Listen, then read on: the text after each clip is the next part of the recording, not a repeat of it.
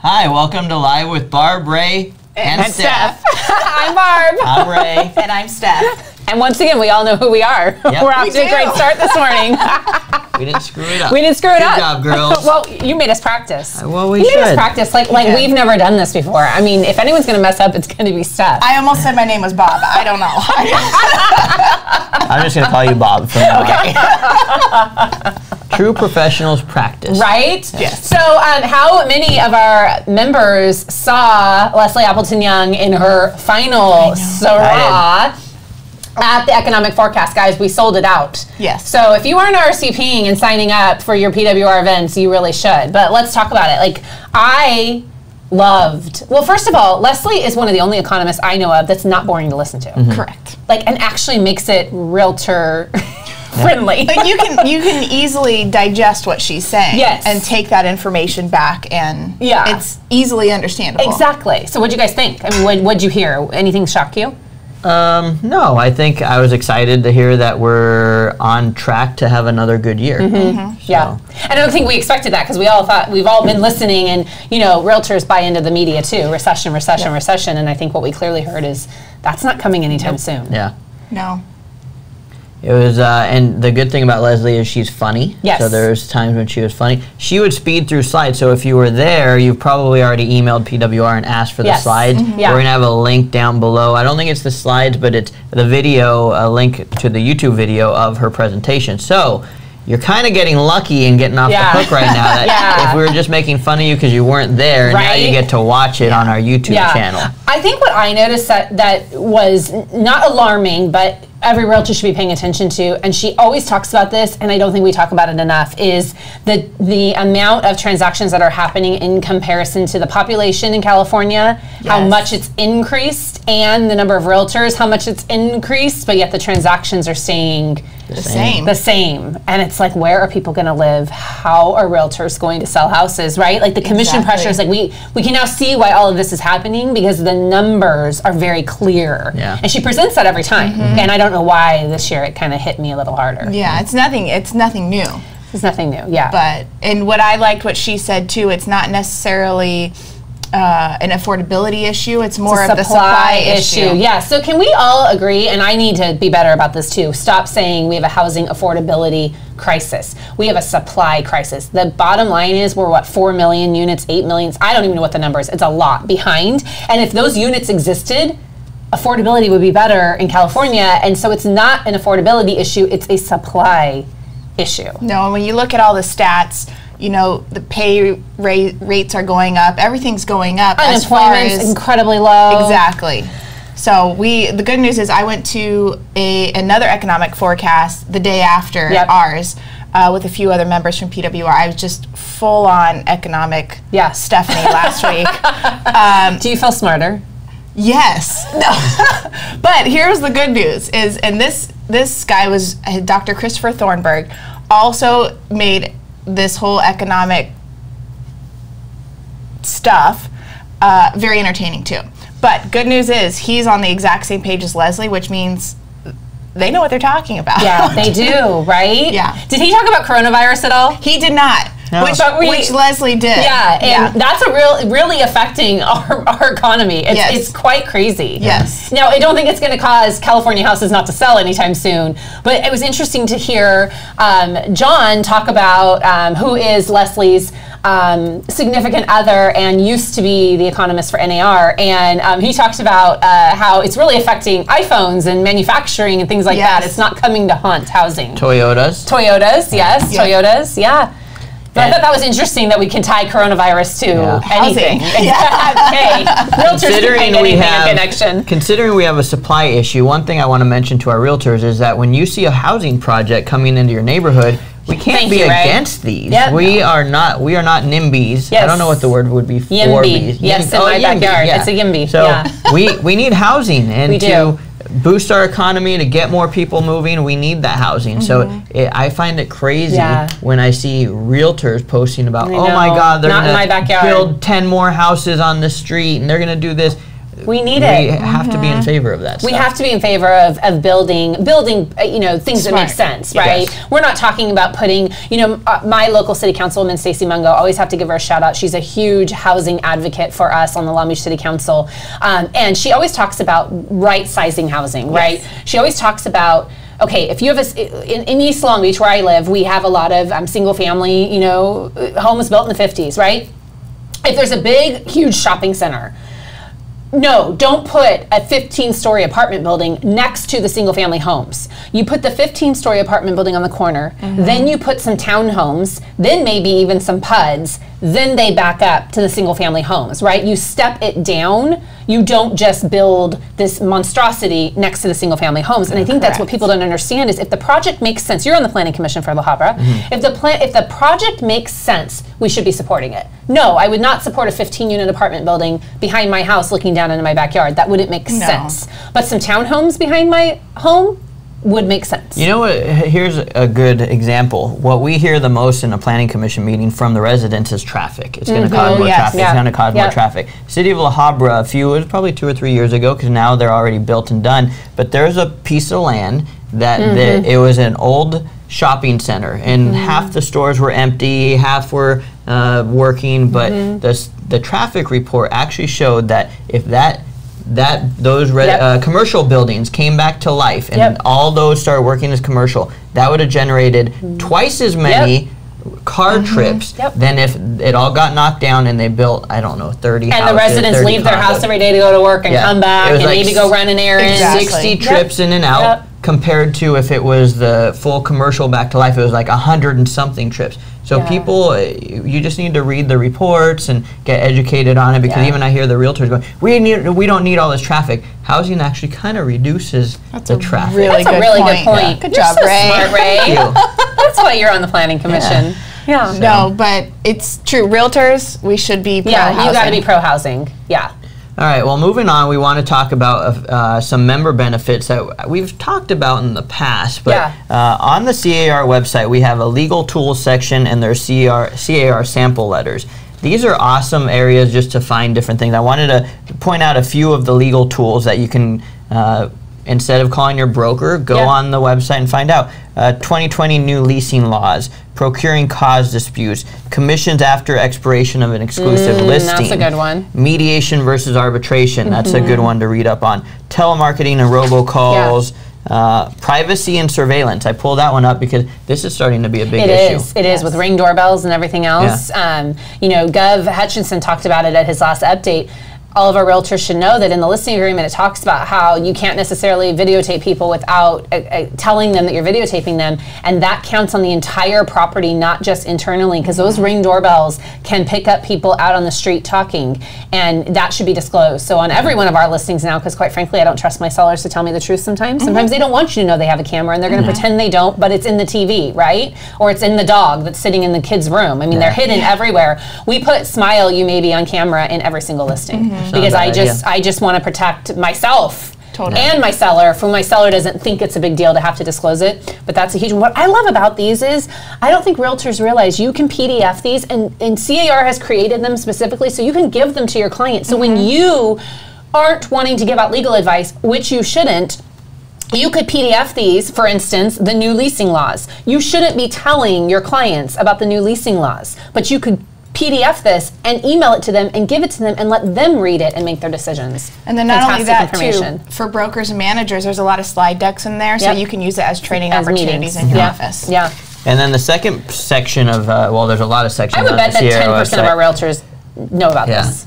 If that. And that's why we want to tell you guys about it. The CAR sample letter template. So I just pointed out two that I think are, when you hear these, you're probably going to say, I didn't know I can look that up. And you're going to look it up. Or use it. Demand for deposit for contingency cancellation. So this is, buyer can use the letter to ask for a deposit to be released if buyer canceled based on a contingency. And we get in those disputes all the time. And then a demand to seller to close letter.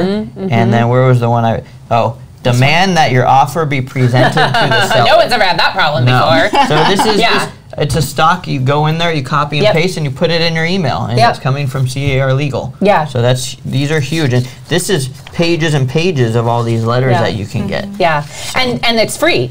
I mean, it's a member benefit, and it's in Zip Forums. If you don't know, if you do the drop-down tab on the right, you'll see Forums Library, and then sample letters are down there. Look at them, read them. Like you may not even know that you have access to things that could help you in a transaction, or when things get sticky and when your broker isn't available, or frankly the broker doesn't always have the answer and the attorney isn't answering the phone. This is a great place to go. And don't forget about the legal hotline too. Definitely. CAR does have a fantastic legal hotline. You may have to sit on hold for a little bit, but just put yourself on speaker and do some other work. And I've had to call in a few times for things that I just either want clarification on, or I really don't know the answer to, or I just am not sure I have the right answer. And they listen to your whole scenario. They give you their legal advice. It's free. And what I love is they'll do a summary email back to you about everything you talked about. So if you need to forward that on to someone, you can, and then you're not giving the legal advice. And I've had to use that with other realtors. When another realtor is fighting me on something, and I've called in and gotten the answer from CAR Legal, and then I take that email they send back to me and I forward it to the realtor, and then all of a sudden they realize, oh, okay, and then they'll do whatever CAR Legal advised them to do. So those are just things that I don't think members realize are an absolute member benefit for you from CAR. Yes. So let's talk about some confusion surrounding Proposition 13. Wait, so you're telling me it's not about our property taxes? No. No. Well, okay. It's not about our property tax base. Ray's being a little argumentative today, guys. Okay, here's the deal. My opinion, Prop 13, the number 13, should be, you know how in baseball or all sports, they retire numbers that you can never use again? I say let's start our own signing petition to retire Prop 13. The number. The number. So what I've heard is every 10 years, the state reuses numbers, right? That's how you get to Prop 56 and 80 and whatever. Prop 13 has come around again and just happened to get renumbered to a bill that we've been told by Tim Shaw, our government affairs director, is about the state asking the voters if they can take on more debt through bonds to improve schools. Now, you can argue that might have to do with property taxes, but it doesn't have to do with Prop 13 protection from 1978. Correct. That's the frustrating part, right? People are getting really confused about that. They're getting angry. Some of them are arguing with Barb. They're arguing. I mean, guys, be careful. Don't get in arguments. Now, these are not public arguments. No. They're messaging me or calling me or face-to-face and telling me I don't know what I'm talking about. It's just because they've read one random article online that has them confused, or they saw their friends post. If I have seen so many cut and paste from up and down the state. Here's the real reality. When I say Prop 13, our property tax stability that was put into place in the late 70s, right? Prop 13 protection is what you typically hear. The commercial side of that is at risk in November. 100%, we can 100% tell you it's not in March of 2020. Nope. It's coming in November. We have no idea what the number is going to be. We have no idea. The proposition numbering for that hasn't even come out yet. No, it hasn't. This Prop 13, I don't really care how you vote. I don't even know enough about it to tell you what to vote. I haven't taken the time to sit down and read my voter guide yet, which I will soon. But here's the deal. I wish people would take the panic button off, because this poor proposition I don't think has a chance. I know. Because it's numbered Prop 13. That's actually probably a good thing. That means that people are gearing up, and it's going to help for when split roll comes out. It is a good thing. Yeah. And that's what I keep telling my people is, don't worry. I will make a big deal about split roll, which is essentially what we internally call it. It won't be named that, of course. So that's the thing. You won't look in November and see split roll. It does say something about school and local government funding. So people are right. It does have to do with schools. It's just a ton of confusion out there. So I'm not suggesting you go on Facebook and say anything. I'm not suggesting you get in arguments with your clients. I'm suggesting that you be the voice of real estate and the voice of reason when your clients do have a question. Get yourself educated so you can properly answer it, and just calm them down a little bit. Yeah. Tell them to vote however they want, but just assure them that this Prop 13 and the March 3rd, 2020 ballot has nothing to do with changing Prop 13 protection. Yes. You know how everyone's making just the copy and paste on Facebook and pushing it through? Yes. I think because it's always just some random person's post. I know. I think when it comes around for split roll, maybe we sit down with PWR staff and we come up with something that we say, this is the truth, and we ask you guys to share that, and ask your people to share that, so that the share that grows and grows is coming from the Pacific West Association of Realtors page. Ray, I can't agree with you enough, because at the end of the day, I was thinking about this the other day. I was thinking about this the other day, like, we need to be the voice of real estate. Yes. Okay, you're a realtor. You are the smartest person in the state of California in our industry. The realtor is the highest level real estate status we can have, right? That's why we're all wearing our pins today, because Irene made us. Yes. Thank you, Irene, for reminding us that we don't have pins on. Mine's sparkly. Because you have a giant pin. You just, you wanted to be fancier than Stephanie and I. Right now. Jeez. You need to be the voice of real estate for your clients. You want them calling you for the real estate questions, whether it's transactional, political, or just a new development in your community. Yeah. You should know these things. So as a realtor, I would champion you in 2020 to become the voice of real estate, because we need to take back this conversation and stop. I pulled up to pick up my goddaughter last night for dinner, and the next door neighbor has a chalkboard on their tree. I didn't even tell you guys this before we started. They have a chalkboard on their tree, and it said, "No on Prop 13. People are lying to you. Our Prop 13 protection is going to be gone." And I was just like, oh my God, you go knock on their door? No, because I do know them through another client, and I just, again, sometimes people are so head in the sand about it and so stuck on it that you're going to end up devaluing your level of credibility, thank you, by arguing with them. But what I will say is, if someone comes to you with a question, then you can properly answer it. That's what we want. I don't want you going out and blasting this on Facebook and creating arguments for yourself. No. That probably wouldn't help your reputation. But I do think that if people have questions, you should be able to answer them as a real estate professional. Yep. Couldn't agree more. Fair enough? Yeah. Fair enough. So did you guys hear? First of all, how many of you subscribe to Realtor Mag News? She's calling us out right now. I know you guys get a lot of emails. Okay, I get a lot of emails. But there are some emails that I think are beneficial, especially when so many realtors want to be on social media these days creating content, right? You want to create conversations. Well, Realtor Magazine does an actual phenomenal weekly digest of the best articles. And they're not all in the magazine. It's the online version of the magazine, which if you don't subscribe to, you won't see. And this headline caught my attention. It said, owner suing Zillow over $1 million something foreclosed home that was posted incorrectly. So essentially, Zillow supposedly put out that this guy was in foreclosure and he wasn't, and it caused him harm in his small community. He's a doctor, from what I understand, and he's now suing Zillow over it. Wow. And I think this is a great headline to use with your clients when they think Zillow is the voice of real estate. Yeah. Ooh, that was good. You didn't think that was good? That was very good. Zillow's not the voice of real estate. I don't even know what to say after you said that. We're both speechless. But let's talk about that. Like, this is a headline that came out of Realtor Magazine. It really happened, supposedly. I mean, I would believe that they wouldn't put it out if it didn't happen. But I think it just supports the idea that people need to understand Zillow is not the voice of real estate. Yeah, and Zillow, it just drives me nuts, the calls I get from buyers saying, hey, I want to see this house. And I look it up on the MLS, I can't find it. I say, where did you see it? Oh, I saw it on Zillow. I go on Zillow and it's a pre-foreclosure. So you have to explain to them, well, this is just somebody that's fallen behind. I get it's public record, but it's frustrating. The chances of that hitting the market is slim. But they're all about it. They want to buy it for $250 and it's worth $500 because that's the that's the foreclosure Well, I just thought about this. So this just happened to me yesterday, and it helped me convert my client off of these sites, as I just call them the portals. I don't call them out. There's a million of them. They messaged me, we're in negotiations on a listing, and unfortunately the seller's price is a little bit unreasonable, and we're, the other realtor, frankly, is being fantastic, and we're just trying to make this deal happen. And on Trulia, it popped up as off market. And they called me in a panic. How could they take it off the market when we're in the middle of negotiations? So I, of course, go, what? Huh? And I don't go to Trulia. I go immediately to the MLS, and it's still active. And I thought to myself, that's weird. So I messaged the agent, and I was like, what do you think happened here? Just so you know, it's showing off market on Trulia. And she goes, I think he had it listed on his own for lease on Trulia, and then he pulled it off. And so it's showing off market. But here's the deal.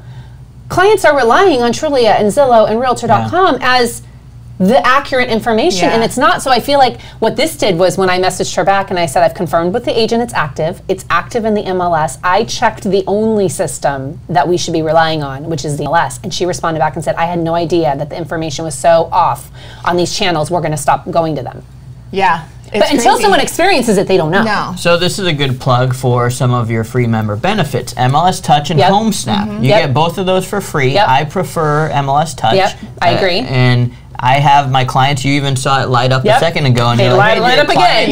Like MLS Touch, and they do. So you go in and you can brand an app so that it's with my colors, my logos there. You then get a link, you share it with your clients, and I tell them, I search the MLS. When you get this link, you're searching the MLS, and they can set up their own searches. They favorite stuff, and then that would be a good headline. Search the MLS like a realtor. That would be. Isn't that their slogan? No? Is it? I don't know. We should create it for them, or maybe we should trademark it.